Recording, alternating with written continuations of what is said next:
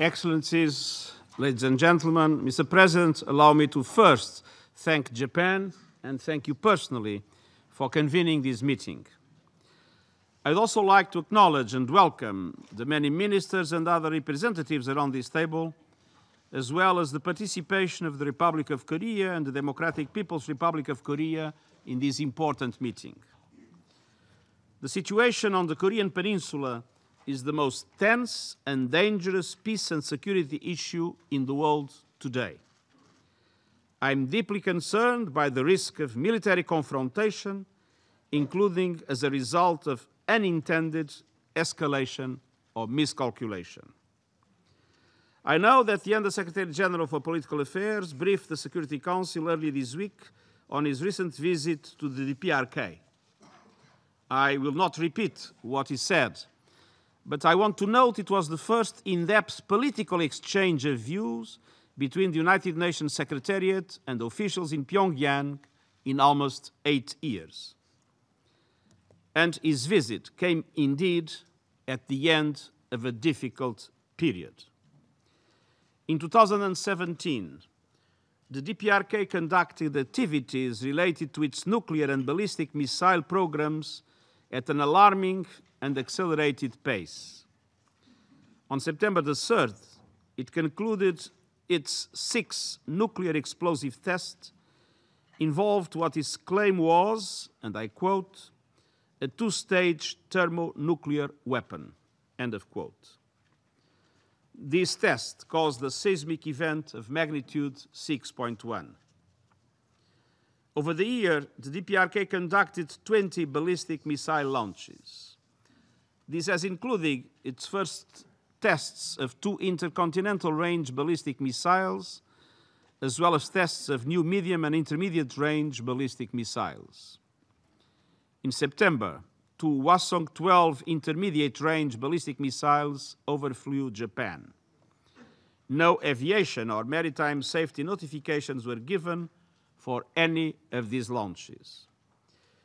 The International Atomic Energy Agency remains unable to access the DPRK to verify the status of its nuclear program. The agency monitors developments through satellite imagery. At the Yongbyon Nuclear Scientific Research Center, it has observed signatures consistent with the operation of the plutonium production reactor and reported centrifuge enrichment facility.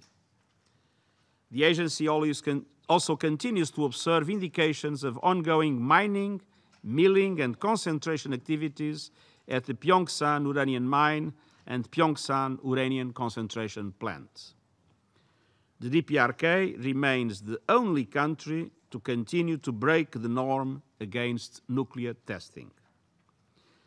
Its actions show blatant disregard for the will and resolutions of the Security Council and undermine the international norm against nuclear testing and the nuclear non-proliferation regime. Security Council Resolution 2375, adopted in September, includes the strongest sanctions ever imposed on the DPRK. I reiterate my call on the DPRK leadership to comply with the relevant Security Council resolutions and allow space for the resumption of dialogue on denuclearization and sustainable peace on the Korean Peninsula. While all concerned seek to avoid an accidental escalation leading to conflict, the risk is being multiplied by misplaced overconfidence, dangerous narratives and rhetoric, and the lack of communication channels. It is time to re-establish and strengthen communication channels, including inter-Korean and military-to-military channels. This is critical to lower the risk of miscalculation or misunderstanding and reduce tensions in the region. Any military action could have devastating and unpredictable consequences. The unity of the Security Council is an essential instrument to achieve the goal of denuclearization and creates the space for diplomatic initiatives aimed at achieving it in a peaceful manner. The Security Council's call in Resolution 2375 is united, and I quote, to further work to reduce tensions so as to advance the prospects for a comprehensive settlement. And then, expressing its desire for a peaceful and diplomatic solution to the situation, and I go on quoting, welcoming efforts by Council members as well as other member states to facilitate a peaceful and comprehensive solutions through dialogue. The Secretariat and I are your partner in this effort, and my good offices remain always available. I believe the United Nations Secretariat adds strategic value in three key areas. First, impartiality. Second, the voice norms, values, and principles for peaceful and diplomatic solutions in line with international law. And third, offering channels of communication with all parties. The organization is a key venue where all 6 parties are represented and can interact to narrow differences in understanding and promote confidence-building measures. As Secretary General, I commit to protecting and strengthening these 3 areas. Security Council unity behind this effort is essential. Mr. President, I welcome the Council's humanitarian and human rights concerns. The Secretariat has consistently conveyed the importance of disassociating the peace and security situation from humanitarian imperatives. 70% of the population of the DPRK is categorized as food insecure, and 40% are malnourished.